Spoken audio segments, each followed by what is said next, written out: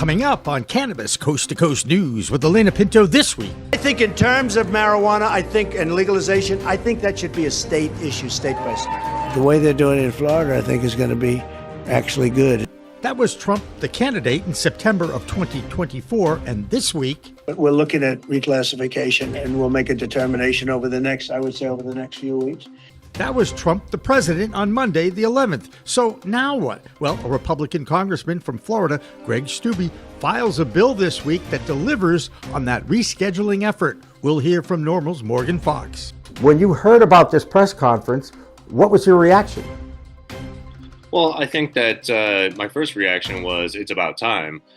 Plus, the DEA continues its prohibitionist focus with an anti-cannabis campaign and now will turn its focus on the growing concern about China's involvement with their illegal grows. And Massachusetts legislators want to continue to audit the Cannabis Control Commission's mismanagement complaints, including one from a testing lab that it fined for $300,000. Plus, the Women in Cannabis Expo celebrates female leadership in the industry at their annual convention in Reno, Nevada. All that and state reports from coast to coast on Cannabis Coast to Coast News with Alaina Pinto next.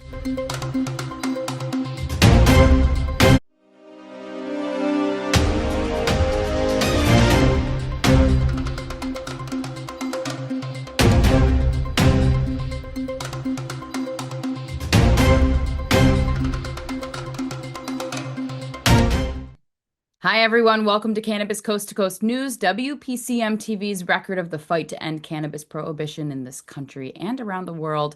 I'm Alaina Pinto. If you want to continue to follow the fight to end cannabis prohibition, this is the place to do that, and you can make it much easier.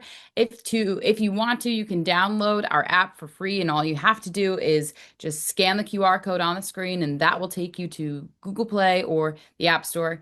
If you want to search for it, then search PCM Space TV. First up this week, there is renewed hope for federal reform of cannabis laws, or at least the rescheduling effort. For the first time during his presidency, Donald Trump addressed a question from the media on the rescheduling effort of cannabis from Schedule 1 of the Controlled Substances Act to Schedule 3. While the industry would still like to see the plant medicine completely descheduled, a move off the most restrictive classification would be a major win. A week ago at a news conference about increasing the federal law enforcement presence in the District of Columbia, the president made his first public comment on the possibility of rescheduling.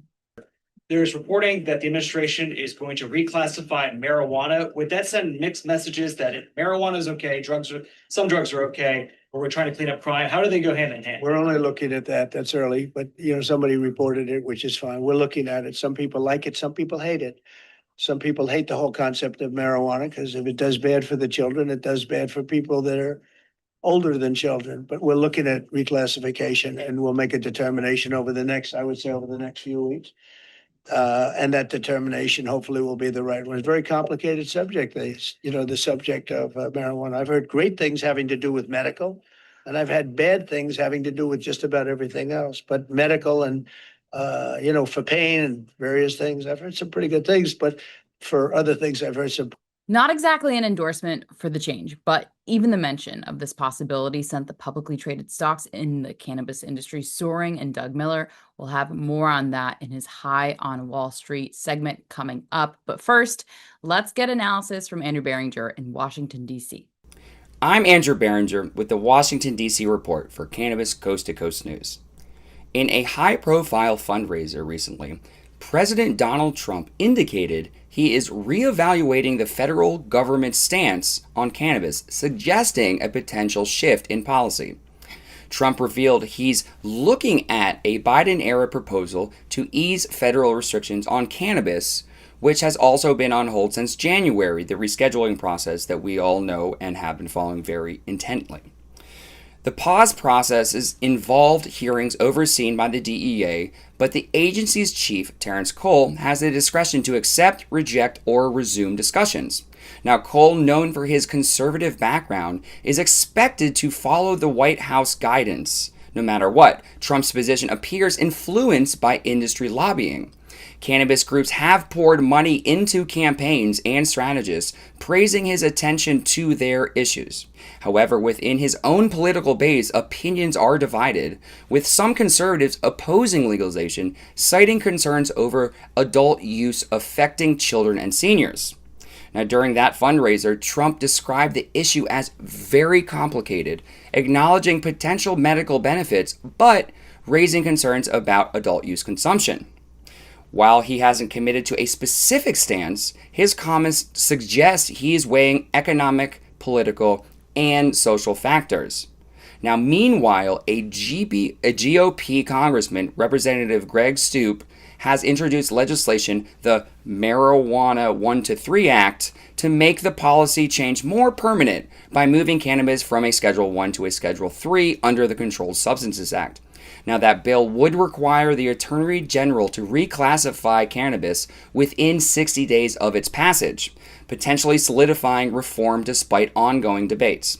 As the DEA and the White House negotiations continue, all eyes are on this story and how it will unfold, and whether we could see a major shift in federal cannabis policy in the coming weeks, as promised. Well, that's the Washington, D.C. report. I'm Andrew Behringer. Make sure to tune in next week. When you heard about this press conference, what was your reaction? Well, I think that my first reaction was it's about time. Trump has previously expressed support for rescheduling and for legalization, at least in terms of Florida, and has made supportive comments about medical in the past. His comments at the press conference were a little bit tepid and looked like he was kind of trying to play both sides. But at the same time, I think that it is incredibly important that this process is supposedly going to begin moving forward again. Now, I would just like to temper that with, even if Trump decides to call for rescheduling, that the process could still take quite a while. This isn't necessarily going to be an immediate thing, even if the drug warrior, Terrence Cole, that he appointed to the head of the DEA, moves forward with this with all due haste. The process can still be slowed down through litigation. For an example, in 1990, NORML sued the federal government because of a DEA ruling that went against the advice of an administrative law judge, and it took 4 years to get a ruling on that. So regardless of what the president might end up saying in a few weeks regarding rescheduling, it's entirely possible that the actual process of moving towards that could take quite a while. Needless to say, just the mention of rescheduling gave a little boost to many in the industry who have been struggling with crashing valuations, receiverships, and the huge debt that is coming due in 2026. Remember, even if cannabis gets rescheduled off the most restrictive classification of the Controlled Substances Act, it does not legalize the plant. It will, however, allow Congress the opportunity to take the next step, including safe banking and perhaps interstate commerce. Most importantly, it will rid cannabis businesses from dealing with the restrictions of the 280E clause in the tax code. That's the best example of the unfair treatment of not allowing the industry the same rights for tax write-offs that every other business has in the United States. But perhaps the biggest win for cannabis will be the recognition that this plant does have some medicinal value, which almost 90% of Americans understand already. As you might expect, the publicly traded cannabis stocks that have really been losing their value lately enjoyed a rally. Our man who is high on Wall Street every week is Doug Miller. Here's his analysis on the impact rescheduling might have on the industry. I'm Doug Miller from High on Wall Street with this week's Cannabis Stock Report for Cannabis Coast to Coast News. Big news out of Washington as President Trump confirmed this week that his administration is seriously considering rescheduling marijuana from Schedule 1 to Schedule 3 with a decision expected in the coming weeks. What does that mean for the cannabis industry? Well, companies would finally escape the crushing burden of IRS Rule 280E, which prevents them from writing off basic expenses like payroll and rent. That alone could turn red ink into black for some of the largest MSOs so they can finally enjoy some green. On top of that, rescheduling would open the doors to banking, credit access, and institutional investment, three things this industry's been waiting on for years. Investors are already reacting with cannabis stocks ripping higher on the news. Now the big question is, how do we trade it?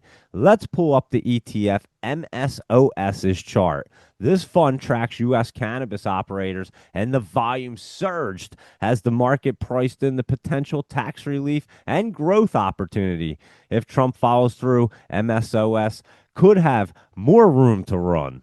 It is trading around $4.55, and it's pulling back after it had that big run up. I'm expecting a little bit of pullback so they can get set back up for these next few weeks. And if Trump does reschedule cannabis, this cannabis stocks will pop. And that's this week's Cannabis Stock Report. Reporting for Cannabis Coast to Coast News, I'm Doug Miller. In the meantime, this mention of rescheduling was not received positively by a lot of lawmakers in Washington, D.C., who would like to see cannabis remain at Schedule 1. That includes the DEA, now headed up by prohibitionist Terrence Cole. He is now wearing two hats as the newly named head of the Washington, D.C. Police Department. Cole has a background in law enforcement and was President Trump's pick this week to oversee the operation of the federal takeover of the District of Columbia this past week. The DEA continues to fuel the public with anti-cannabis rhetoric, including a social media contest urging young people to create memes that fuel the stigma that has existed around this plant for decades. That stigma continues to separate two of the most powerful political people in the state of Texas, the Lieutenant Governor, Dan Patrick, and the Governor, Greg Abbott. Patrick wants a total ban on intoxicating THC products, and Governor Greg Abbott already vetoed one attempt by Patrick to get his way with a hemp ban bill. The governor wanted regulation, not a ban. The special session was called for by the governor, and it was supposed to come up with a bill that regulates these products. Well, now a second session might have to be called because Democrats in that state walked out of the state house in protest of another controversy in Texas, this one over redistricting. Those new boundaries would favor the Republican majority in their legislature. Kerry Hinkle is our man in hemp, and he has an update on what is going on in the Lone Star State. This is Kerry Hinkle with Bayou City Hemp out of Houston, Texas, and I am back again with another hemp report for Cannabis Coast to Coast News. This week, the second week of August, we stay in our home state of Texas as the political stage has gone national as the Democrats have left the state, throwing everything in the first special session on the call sheet out the window. Now, interestingly, on Wednesday of this week, we saw the hemp ban bill in the House, HB 5, go through a 13 or 14 hour long hearing process with hundreds of people there to testify, some for the ban, the majority against, including our own CEO was there to testify as well. Now, because the Democrats have left, we understood that this bill was unlikely to get voted out of committee, and that's exactly what happened. The bill was left pending.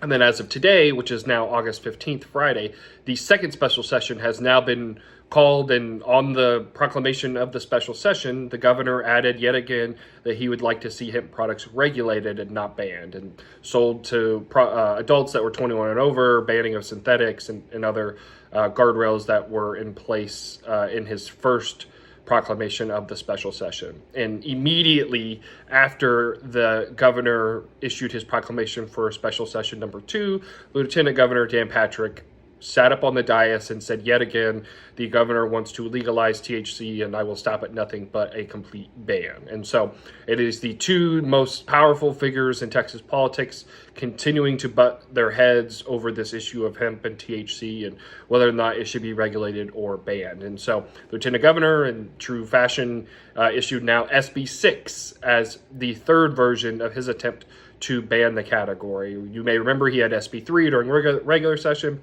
SB 5 during the first special, now SB 6. And so, again, we will see as this plays out. We anticipate the Democrats will come back for the special session. We anticipate issues larger than hemp to hopefully be tackled. But as always, the craziness of hemp policy is continuing to play out in the Lone Star State. So, again, I'm Kerry Hinkle with Bayou City Hemp, and I will be back again for another hemp report for Cannabis Coast to Coast News. We'll see you next week. It's been a crazy few weeks in Massachusetts. The Cannabis Control Commission finally released social consumption regulations that were part of the original laws passed by ballot in 2016. Now, a public comment period is starting before they can start issuing them. On top of that, the state legislature wants to continue to audit the CCC operations because of past complaints about mismanagement. Curtis Emery is our Bay State beat reporter, and he tries to sort all of this out. I'm Curtis Emery, a bud tender from Resonate in Worcester, Massachusetts, with the Bay State report for Cannabis Coast to Coast News. Some positive news here out of Massachusetts. A Haverhill dispensary was awarded $500,000 in a CCC grant. STEM in Haverhill was awarded a CCC grant as part of the CCC Social Equity Program. STEM, who is owned by Alaina Pinto, a woman who was recently made news here in Massachusetts after suing the city of Haverhill over an unfair community impact fee. She was awarded victory in that case and is now planning to do some major renovations at her historic location in Haverhill. This grant will be used to help upgrade this historic building that STEM's located in, paving the way for the future of cannabis in Mass, specifically social consumption. Social consumption is a soon-to-be big deal here in Massachusetts, and now it's not completely voted on yet by the CCC. The CCC has released its plan for social consumption here in Massachusetts. The social consumption framework, which was voted on in this summer, is now available for public input on the CCC's website. After this short period of public input, that new framework will be voted on to be official law here in Massachusetts. That vote is slated to take place later this fall. Speaking of the CCC, a state audit has uncovered a widely mismanaged CCC. The CCC is in hot water right now as their state audit covering the periods from 2022 to 2024 uncovered mismanagement on pretty much every aspect of the Cannabis Control Commission. This includes, everything from toxic workplace to lapses in regulatory enforcement, also discriminatory regulatory enforcement, which could include large community impact fees for some dispensaries, while other dispensaries aren't asked to pay anything as part of their licenses. The audit also uncovered favoritism at the CCC. It seems that the body favored companies that are like MSOs or larger franchise companies, leaving companies that are locally owned, small owned, or equity owned at a disadvantage in the state. Hopefully, as the CCC moves through these issues, we'll find a better run and a more efficient control commission, which is so important to legal cannabis here in the state. Also news out of the CCC, Bruce Stebbins has been reappointed to his position as the acting chair of the CCC, and he will remain in that position for his term of 5 years or until a new permanent solution has been found by the state. We hope that he continues to bring quality work that he offered before and help steer the CCC in a positive direction. I've been Curtis Emery with the Bay State Report for Cannabis Coast to Coast News. Amie Carter is off this week, but in Michigan, there's been a major recall of vapes that have been flagged for a recall.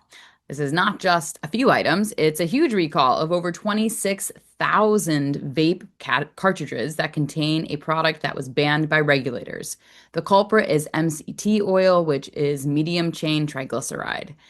Now, while it is safe to consume it, regulators have made it very clear that they will be testing for that additive.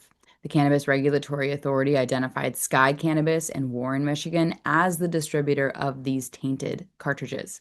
Last week, the distributor offered a voluntary recall for anyone who has these carts, and now they are being pulled off shelves of multiple dispensaries in that state. If you happen to have any of these products, you can check the regulatory board's website for the metric number to see if you have one of these products. In the meantime, lab testing results continues to be a major issue in many states, and now it looks like Oklahoma may be the next state with issues. With more on the story, here's Kimmie Cannabis. I am Kimmie Cannabis from Canna Talk About It with the Oklahoma Cannabis Report for Cannabis Coast to Coast News. Greenleaf Labs has been ordered to cease operations after a compliance inspection raised serious product safety concerns. OMMA officials report that cannabis products tested by Greenleaf between April 2023 and July 31st, 2025 may be contaminated. On August 13th, they posted that nearly 19,000 samples originally marked as test passed in metric were suddenly changed to test failed due to erroneous yeast and mold testing. Because of the immediate risk to public health and safety, OMMA has suspended Greenleaf Labs' license on an emergency basis. Dispensaries should expect to see inventory flagged and are advised to begin removing those products now. OMMA is conducting package tracing for an official embargo and recall. Businesses with pending samples at Greenleaf are encouraged to resubmit them to a different lab, and products that fail for microbials may be retested under OMMA rules. Now, with patient concern in mind, it's important to remember we consume yeast and mold every day. These Greenleaf tested samples had passed under the state's allowable threshold of 10,000. When cannabis is lit on fire or heated in the oven, it kills these microbials. It is unlikely that patients will experience any physical harm. We'll continue to follow this unfortunate circumstance as it unfolds. That's it for the Oklahoma Cannabis Report. Peace, love, and all that good stuff. I'm Jennifer Boozer Stewart, reporting from Alabama for Cannabis Coast to Coast News. The election cycle is already heating up in Alabama, and we will be voting for over 400 elected positions across the state between now and November 2026. After the crushing session in 2025, the cannabis industry, along with the hemp industry, are combining forces to do something about this Republican supermajority that seems to want to railroad both industries. The Alabama Cannabis Coalition, spearheaded by Marty Shelper, is vetting all 400-plus candidates across the state, asking how they stand on HB 445, the hemp industry, and the 4 years defunct Alabama Medical Cannabis Commission and Cannabis Program. We will be voting this year, and if one issue seems to be able to bring together the people of Alabama, it's the plant. I don't think they realize the sleeping giant they've woken, and with very little support from outside of Alabama from the national industry, we're kind of on our own here. But we are vetting these candidates, and in partnership with the Alabama Cannabis Coalition, I, along with my radio show, Sweet Home Cannabama, are interviewing as many pro-hemp and cannabis candidates as we can get on the show. So stay tuned every Monday night at 7 o'clock, www.fmtalk1065.com, or on our Sweet Home Cannabama YouTube page. We will be interviewing this week a gubernatorial candidate by the name of Dr. Will Boyd, who is very outspokenly pro-hemp and cannabis and has even published a hybrid hemp program that he would like to implement if he were elected governor. I'm Jennifer Boozer, reporting from Alabama with Cannabis Coast to Coast News. That'll do it for the A Block this week, but we have plenty more state reports for you, including images from the Women in Cannabis Expo this past week in Nevada. Hundreds of attendees networked and learned about ways to combat the stigma that this industry continues to deal with, and salute and recognize many female leaders in the industry. In fact, one of our correspondents won an award for Best Canna Mom, and we'll tell you about that when Cannabis Coast to Coast News continues after this break.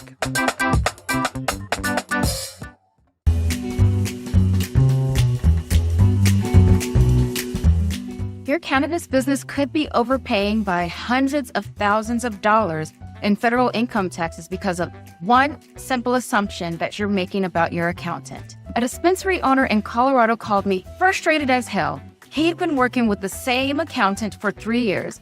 His accountant said, "What's 471C?" Here's what the ignorance of that accountant was costing this business owner: $180,000 every single year for 3 years. 471C has been around since 2017.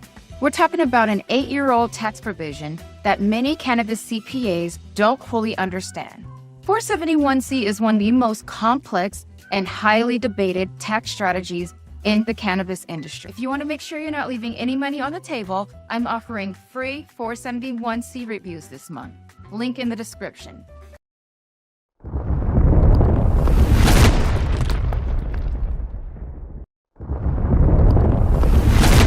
Accounting Buds has grown into Buds Group, the same award-winning quality, now with more service offerings. Buds Group, your best buds in the biz.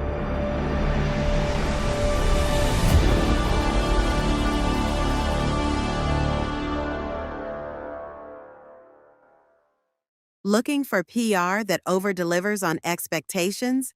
At Maverick Public Relations, they pair big agency experience with personalized attention.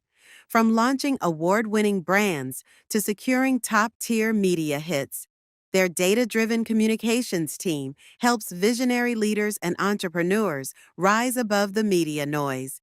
Maverick PR is responsive, collaborative, and relentless about results and ROI. Visit themaverickpr.com and make headlines together.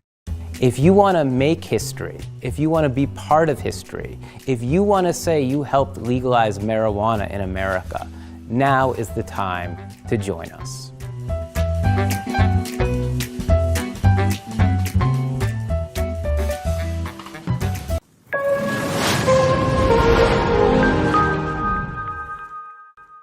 Welcome back to Cannabis Coast to Coast News. I'm Alaina Pinto, and this is the B Block, or second section of our weekly news show. We usually have our international roundup for you, but most of our reporters are off this week.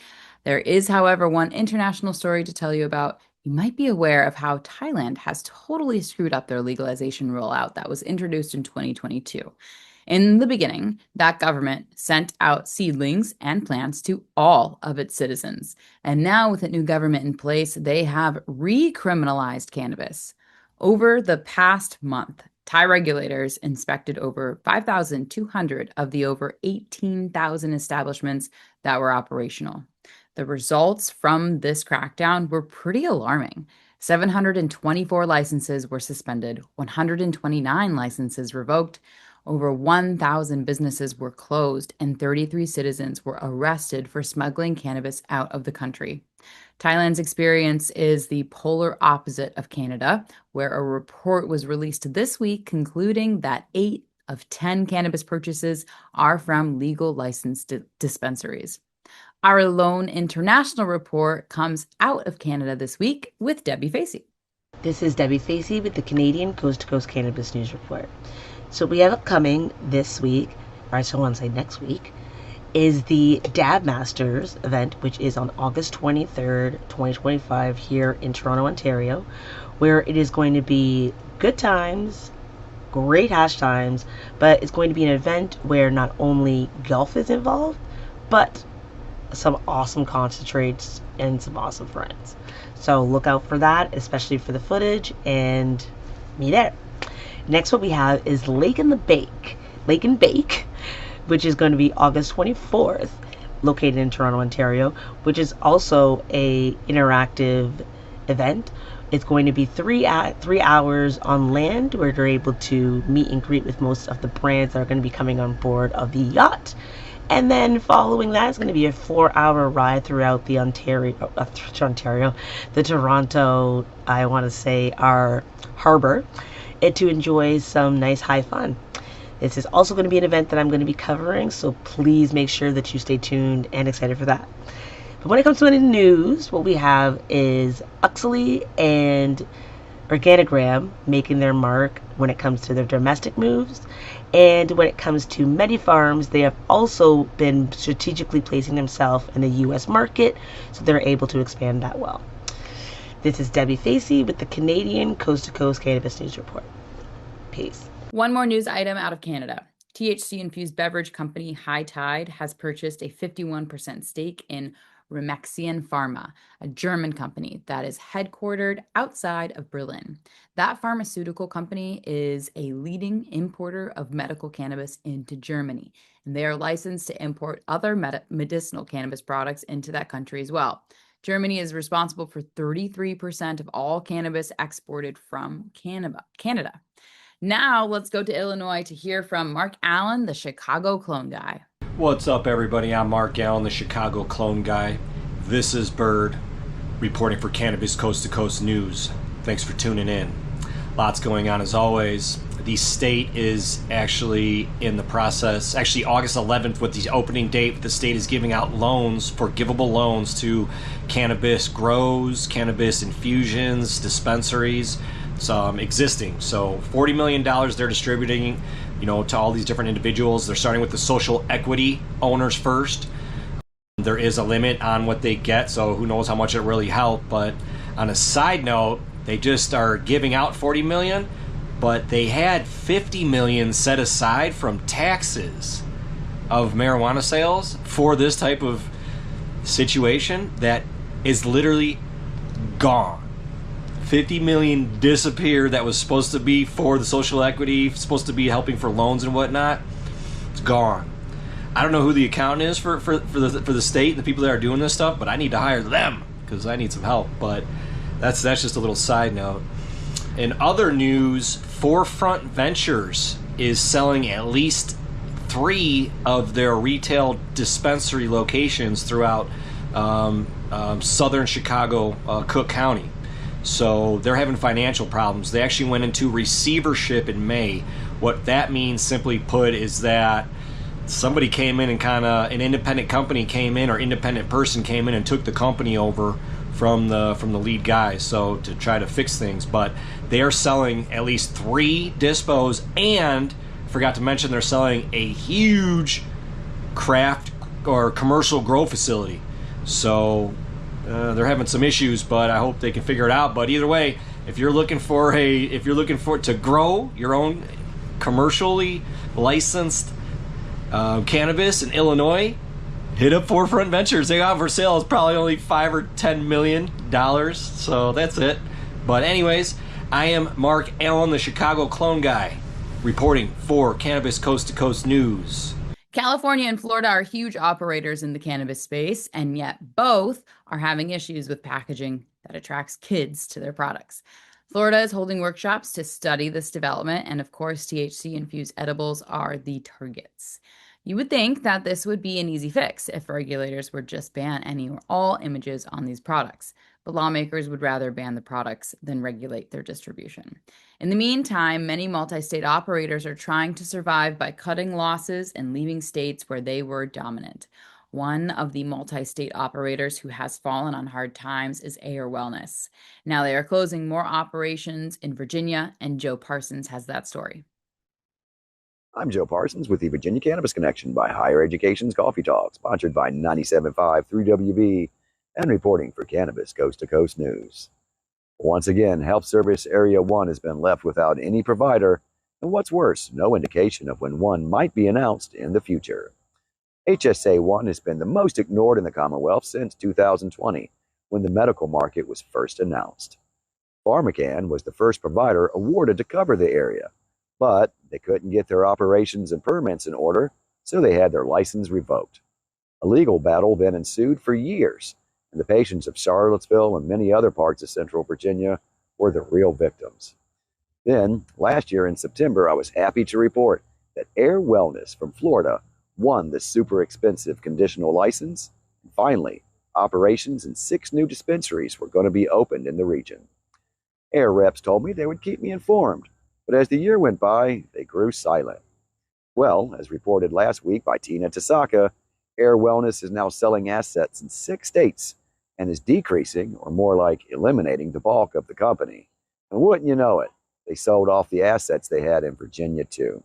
Meaning, HSA 1 is now left in the dark, and now the VCCA will have to start the entire process of finding another MSO completely from scratch.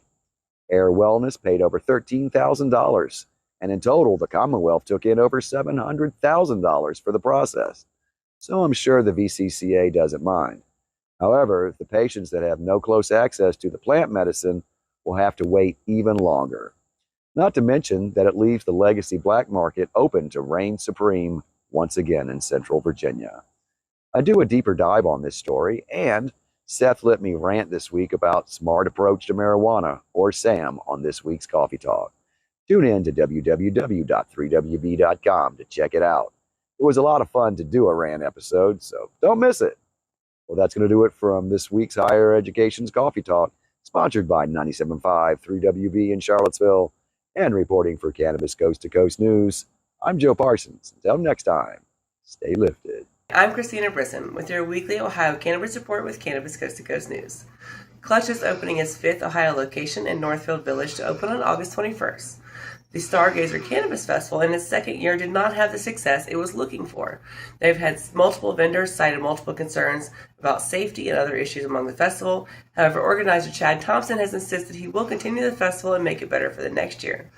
Additionally, Dayton, Ohio has reported on Trump's intent to reclassify cannabis at the federal level. And while it may not make things legal, it could possibly offer additional banking and tax benefits to cannabis businesses. I am Christina Brisson with your weekly Ohio Cannabis Report with Cannabis Coast to Coast News. One more note from California. The farm in California that was raided by ICE a month ago is preparing for huge losses now that their workforce has been attacked and detained. Glasshouse Farms continue to cooperate with authorities to create more extensive background checks on their employees. And now they are preparing for major losses, which is just part of the fallout from that ugly incident that saw hundreds arrested and one worker die. Next up, Tina Tasaka in Nevada and with the Tribal Nations Report. I'm Tina Tasaka with 420 Technologies, and this is the Nevada and Tribal Nations Report for Cannabis Coast to Coast News. Ovation Science, a company with offices in Vancouver, Canada, and Las Vegas, has expanded its license agreement with Planet 13, a vertically integrated cannabis company based in Las Vegas, to bring Ovation's science-backed InvisiCare topical and transdermal cannabis products into Florida. Under the new deal, Planet 13 will distribute these products across its 33 dispensaries in Florida, leveraging its powerful retail footprint in the largest U.S. medical cannabis market, projected to surpass $2.5 billion in sales in 2025. This marks a major milestone for Ovation, with Florida becoming its third active market after Nevada and Pennsylvania, and with more expansion planned into Missouri and Canada. Ovation's edge lies in its patented InvisiCare skin delivery system, backed by over 20 years of pharmaceutical research. Lab tests show its formulations deliver 82% cannabinoid penetration compared to less than 2% for competing transdermal products. This means far more CBD, THC, and other cannabinoids reach the skin and beyond, providing consumers with maximum therapeutic benefits. That's it for the Nevada highlights and Tribal Nations. I'm Tina Tasaka with 420 Technologies and Cannabis Coast to Coast News. Are you familiar with the beverage called an Arnold Palmer? Well, the late legendary golfer was a fan of mixing his lemonade with his iced tea. In another sign that the alcohol industry is slowly moving into the infused THC space, a California company called Uncle Arnie's just raised $7.5 million. One of the founders of the Boston Beer Company is Harry Rubin. He is on the board of directors for Uncle Arnie's, and he led the raise.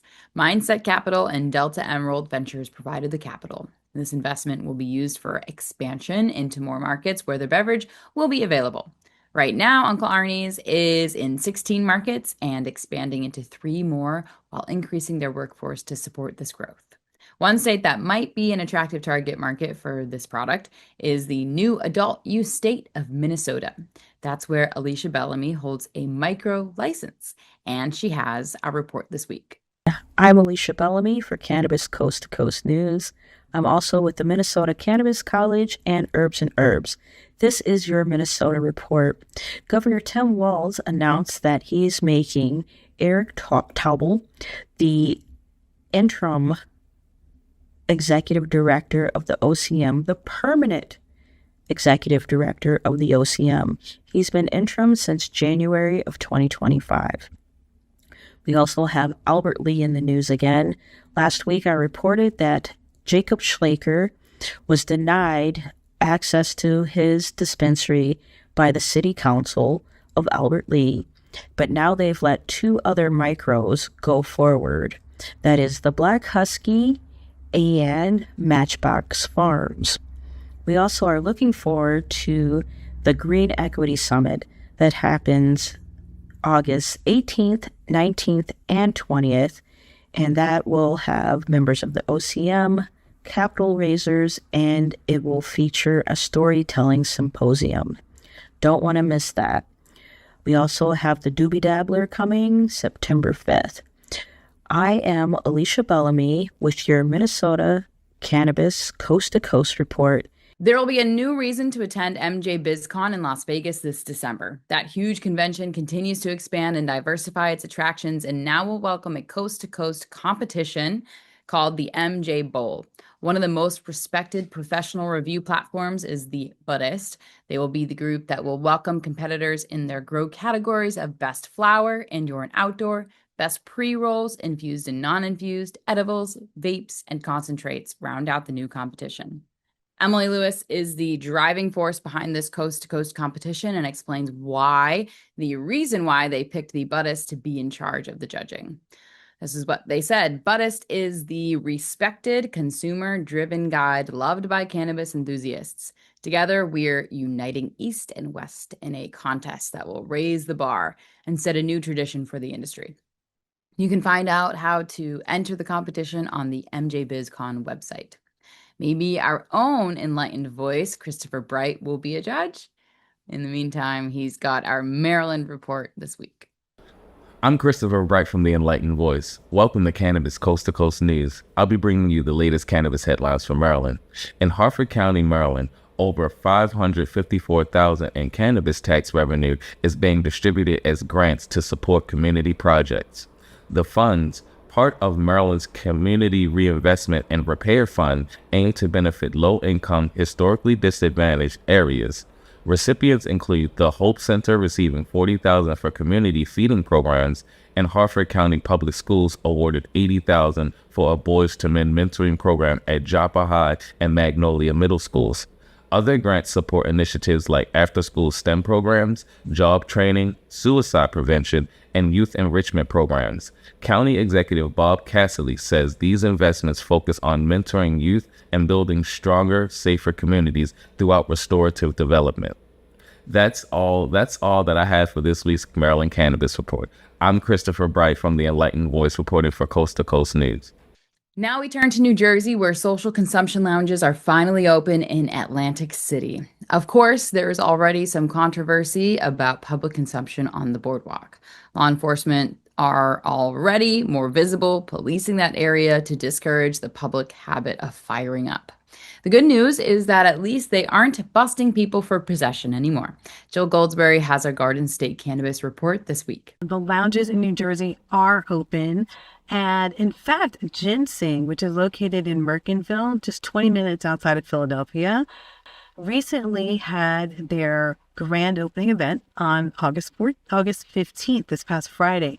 They're now open Friday and Saturday from 12 noon to 9 p.m. and Sunday from noon to 5 p.m. And the dispensary plans to expand that to a work week, and we'll keep you posted on when that happens. So like I said, they just had their grand opening, inviting bud tenders and industry to come out and celebrate for their big grand opening right there in Mercantville, New Jersey. And as you said, the police are already on top of it. In Atlantic City, for example, they have vowed to crack down on anyone indulging in cannabis outside of lounges. So they're looking at people on the boardwalk because they've gotten so many complaints about it from people who are, very upset about the fact that there is outdoor smoking. So the police have handed out 22 summonses so far, and they're saying that this is apparently working because they're receiving far fewer calls in the last few weeks and far fewer complaints on the boardwalk. So note to anyone out there, if you are indulging in cannabis in Atlantic City, make sure that you are in a safe space. And in other news, just out of Atlantic City as well, NECAN, the conference is coming up. And if you are a women-owned brand or women-owned business in the cannabis industry, you'll want to be there for the Blunt Brunch programming, which is happening at NECAN on September 5th. And that is a Friday in the Women's Lounge. So hopefully we will see you there. I'm Jill Goldsberry with Coast to Coast Cannabis News with the New Jersey Report. Thanks for watching, and I'll see you next time. And finally today, we get to salute one of our own. The Woman in Cannabis Expo in Reno, Nevada this week held their competition for Best of Awards. There were quite a few categories, including Best Advocate, Best Entrepreneur, Best Role Model, Best Chef, Grower, and many others. We want to congratulate our Michigan correspondent, Amie Carter, for taking home the title of Best Canna Mom. Amie is a tireless advocate for moms everywhere who advocate for the rights of access to cannabis plant medicine for their children. Amie's now 18-year-old son, Jaden, is challenged by autism. For years, Amie has been trying to do the right thing by getting Jaden his medicine during the school day. But of course, by law, she has to sign him out of school, drive 1,000 feet away from the school to give him his medicine to keep his outbursts under control for the duration of the school day. It's hard to believe, but that is frowned on by many of the lawmakers who just don't understand the powerful benefits for kids who are stricken by cancer, Crohn's, and epilepsy. Moms have no choice but to advocate for their children to have the right to the medicine, not the vilified drug that many of our lawmakers categorize cannabis. They believe they need to protect by making it as difficult as possible for access to young people under the age of 21 who need the unique medicinal qualities of this plant. And this is why Amie continues to fight for Jaden's law that wouldn't allow school nurse practitioners to administer the medicine. There are 11 states that already allow this, and yet Michigan, a vibrant legal adult use state, still has not adopted that policy. On behalf of the entire Cannabis Coast to Coast News team, we congratulate Amie for her dedication to the cause and to her family. I'm Dina Nagib with Grass Goddess Consulting, reporting for Cannabis Coast to Coast News. I have a special report today. I'm here at the Women in Cannabis Expo with Brooke Westlake. Can you talk a little bit about what we're here doing today? Yeah, so this is our 6th show. We are just fulfilling our mission of connection, inspiration, and learning for women in cannabis. People kind of wondered where I was for 2 years, and it wasn't because I wanted to take time off. I landed on a TV show and then had a car accident, and so I had a little bit of recovery. But we put a board together, and they were like, let's do this. Like, we're ready to go. We found a permanent home. So we're bringing women together. We have a schedule that's amazing with 12 panel discussions, so 6 each day, and 6 speakers, 12 total, 6 each day. So we are just connecting, inspiring each other, and learning together. It's been amazing. It's really been jam-packed with so many women from different aspects of the industry that are sharing so many different things. This is my first time coming to this event, but I know, Brooke, you have big plans for the future as well. Can you talk about that a little bit? Yeah, so definitely next year, because people have been waiting, like, where did she go? Brooke puts together such a great show. So we already have our dates for next year, and I can say what they are because this is going to come out after I announced tonight. So the 19th and 20th of August, 2026, we'll be back here at the Convention Center here in Reno. They said, we welcome you with open arms, and as a lot of us know in this industry, it can be quite difficult. So to have a convention center say, yeah, like, bring the women down here, have your event, have your award ceremony. This year, we're giving out 67 awards. It's the largest amount that we've ever done. So I can only imagine what that's going to look like next year. I imagine there's probably going to be an influx of probably 10 or 20 more with my board. And so we're just going to keep growing and glowing together. That's amazing. And I just have to echo what you said about this convention center welcoming us, because they really just have been so generous. And, you know, we sometimes like to consume a little bit while we're here, and no issue at all. So it's really been a special place that you've created, and so glad that you've had this partnership. Thank you. It's, all of us business owners know that it can be very difficult to be in the space. So when you find a company or a product or somebody willing to work with you, you really take that into consideration in everything that we do. And we want to be able to continue to do what we do. And we can't do that without having really great partnerships or companies or convention centers that we can work with so that we can grow more. Absolutely. Anything else you want to say before we end?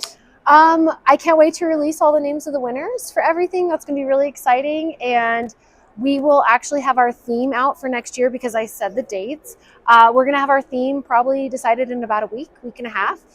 So we are ready to go for 2026. So if you have FOMO, you missed out this year, and you're like, oh my gosh, I want to be there next year. You have 365 days right now. I don't want to hear excuses that you can't make it. You have 365 days to plan to come to be at Women in Cannabis Expo next year. Come connect, come inspire, come learn from all these amazing women. We're all learning together. I've been on this journey for now 6 years, and I love meeting women that have been in it longer. I love meeting the new women that are coming in, and ultimately my job is done if I've made meaningful connections for other people here. Well, I've definitely met some amazing women, and I'm really excited that I got to spend the time here. And you may have just spitballed the potential theme for next year on stage. I think I heard something, but we will see. Well, I'm really excited to have the award show and see who all the winners are. I can't wait for that. That's still coming up. And before I close, I just want to shout out our cameraman who's filming us right now. Yes. Brian Holler from the Beard Bros, one of the sponsors here for Women in Cannabis Expo, and one of the amazing allies and men that we have here with us. So thank you so much. We appreciate your company. We appreciate you and everything that you guys do. Thank you. Well, thank you so much, Brooke. And I'm Dina Nagib with Grass Goddess Consulting for Cannabis Coast to Coast News. That will do it for this week's Cannabis Coast to Coast News. I'm Alaina Pinto. Remember, it's a whole new world of weed out there. Consume it responsibly, and we will see you next week.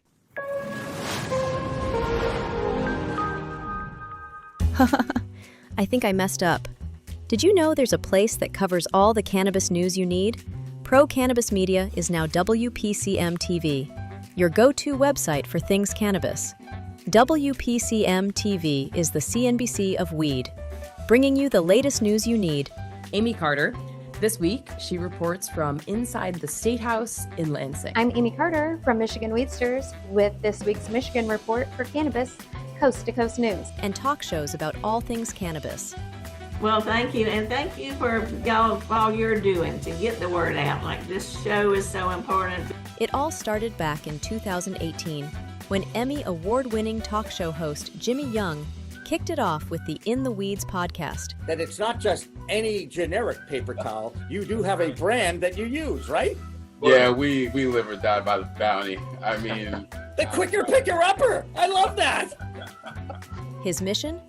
Building an army of multimedia journalists and podcast hosts who are documenting the fight to end cannabis prohibition in this country and around the world. Fast forward to today, and we've got the nation's only weekly cannabis coast-to-coast news program with Alaina Pinto. Hi, everyone. Welcome to this week's Cannabis Coast to Coast News, WPCM TV's weekly production of the fight to end cannabis prohibition in this country and around the world. I'm Alaina Pinto. Delivering the nation's only TV news-style program. Since June 2021, WPCM TV has racked up over 1.3 million views with 17 million impressions and picked up over 16,000 subscribers on YouTube alone. Now we even have our own app. For more information, contact the team at WPCMTV.com.